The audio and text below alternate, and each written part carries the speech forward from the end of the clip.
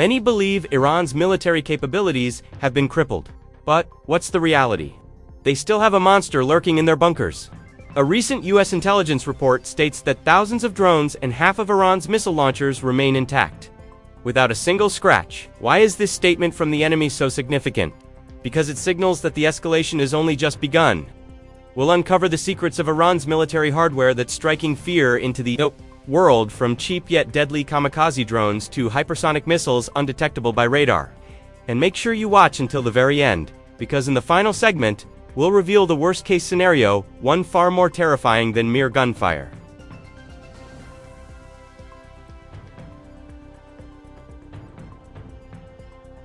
A strike from below. Amid the operation known as True Promise, Iran continues to demonstrate that it is not merely defending itself, but also launching attacks on an increasingly large scale and with more sophisticated technology, even as the conflict enters its second month. There is one crucial moment worth discussing further.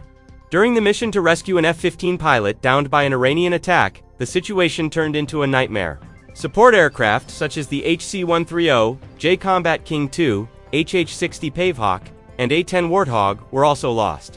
These were not ordinary targets. They were critical assets, long known for their resilience on the battlefield. Now the question is, what weapon could bring down such flying fortresses? The answer is MISIG.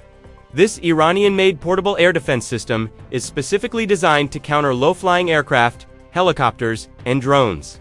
Iran also produces the MISOG-2 variant, which is reportedly used by besieged forces to shoot down U.S. military drones. Technically, the MISOG has an effective range of about 5 to 6 kilometers, with a target altitude of up to plus or minus 4 kilometers, and travels at more than twice the speed of sound. The system relies on an infrared seeker capable of locking onto the target's engine heat, making it difficult to evade once locked on. Although relatively simple compared to long-range air defense systems, MISOG is actually highly effective in asymmetric warfare. It is highly mobile, can be carried by a single person, and can be deployed immediately on the front lines. And this is where the real threat begins.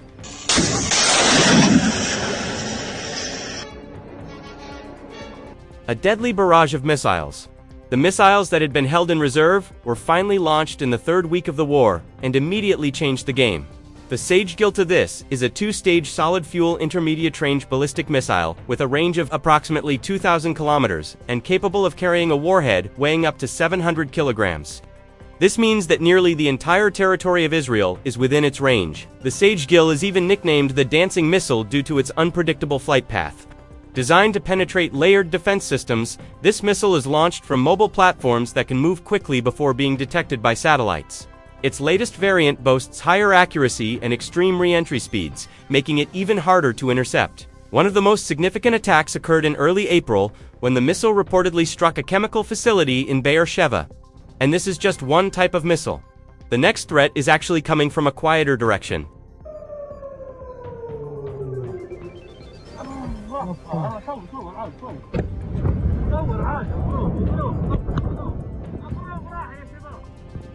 Jet-powered drone on the hunt. Entering the world of drones, Iran has introduced something truly unique, the Shah-238. This is an evolution of the Shah-136, long known as one of the most widely used Terra drones. The difference? The Shah-238 is powered by a jet engine. This means its speed is far higher than that of the propeller-driven version, making it much harder for air defense systems to intercept. With long-range capabilities in GPS and inertial-based navigation, this drone is capable of striking strategic targets. Ranging from radars and military installations to vital facilities, one of the most epic moments occurred when an F-15 failed to intercept this drone over Iraqi airspace. The result? The target was still hit, and the oil facility was successfully struck. And from this, it's clear, Iran isn't just fast, it's also smart.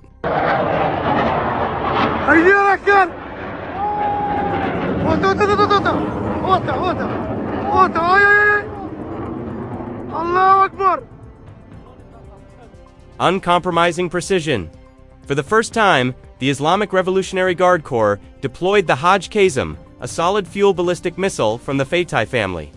This missile is approximately 11 meters long, weighs 7 tons, and is capable of carrying a 500-kilogram warhead over a range of approximately 1,400 kilometers. With a mobile launcher, This system can be fired from a concealed location, making it difficult to detect and destroy in advance. Its speed is claimed to reach Mach 12.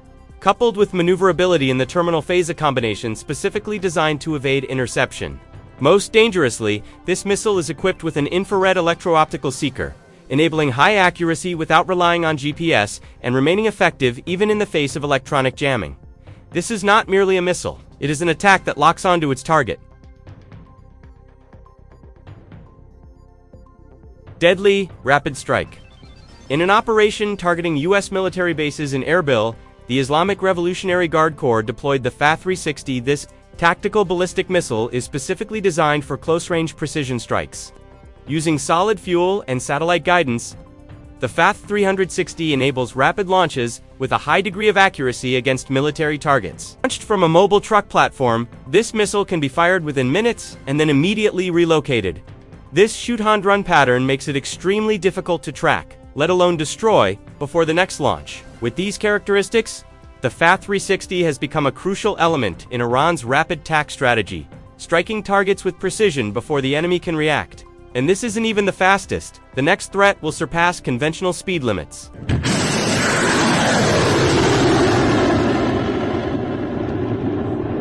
Unstoppable hypersonic. Iran's fastest missile is the Fateh-2. It is difficult to intercept and has high explosive power. Tel Aviv was reportedly the target of an Iranian hypersonic missile attack.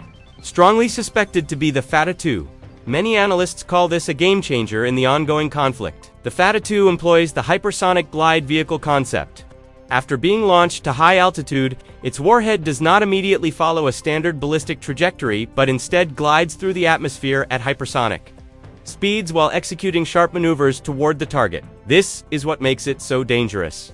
Its trajectory is difficult to predict, its speed is extreme, and its maneuverability makes it hard for conventional defense systems to lock onto it. In some footage circulating online, this missile even appears capable of evading Israel's air defense systems before ultimately striking vital assets with high precision.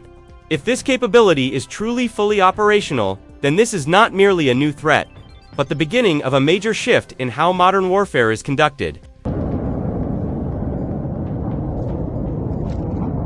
Fuck yeah.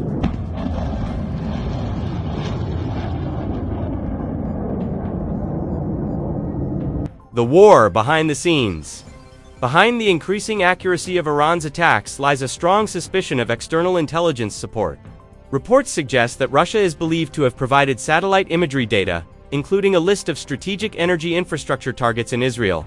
With this data, the process of identifying and prioritizing targets can be carried out with far greater precision, even before the missiles are launched. On the other hand, navigation capabilities are also in the spotlight. Some analysts link Iran's improved accuracy to China's Beidou satellite system.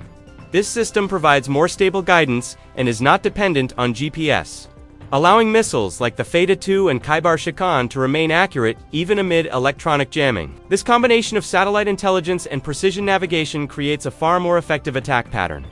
Targets are not only selected accurately, but also struck with high precision. Even more surprising, Iran's attacks demonstrate a strong offensive capacity despite facing a counteroffensive. Operations are carried out through a combination of ballistic missiles, kamikaze drones, and cruise missiles, targeting various strategic points. U.S. intelligence even estimates that about half of Iran's missile launchers remain intact, supported by thousands of drones and an arsenal stored in underground facilities. And no one knows the exact number. This means one thing: this pressure is not going to stop anytime soon.